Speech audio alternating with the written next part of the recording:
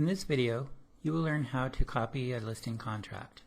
In the case that you have created the listing contract and for some reason it needs to be replaced, or you need to do a change, but the contract has been locked, you can create the new contract for this transaction by copying the same contract you already have.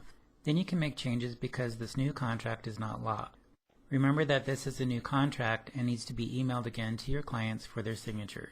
If you are copying a contract to replace an existing contract, do not copy a contract from the main dashboard. If you do so, you will have two transactions for the same property in the client's folder. Now, when you are in a particular transaction, click on Create New Contract for this property. Please notice the text at the end of this icon that says, For this property. A display will open, select the listing contract and click Go. When the contract opens, you will see that the client names are already there. Then click on Create by copying from an existing contract, located right above the client's name box. Then a window will open, and you will want to highlight the contract you are copying from.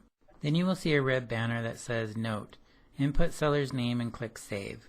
The entire contract will be copied after you click Save above the client's name section. You would put in the new client's names if you are copying this from a previous listing contract for a new client. In this case, you don't need to input the client's names because you are copying a contract from a particular transaction, and the client's names are already present. The contract data of the contract you are copying from will not be inserted into the new contract until you click the Save button.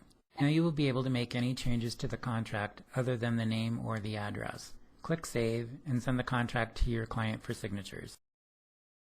You will not be able to change the names of the sellers or the property address if the previously locked contract remains in the transaction. You will only be able to make the changes to other aspects of the listing contract.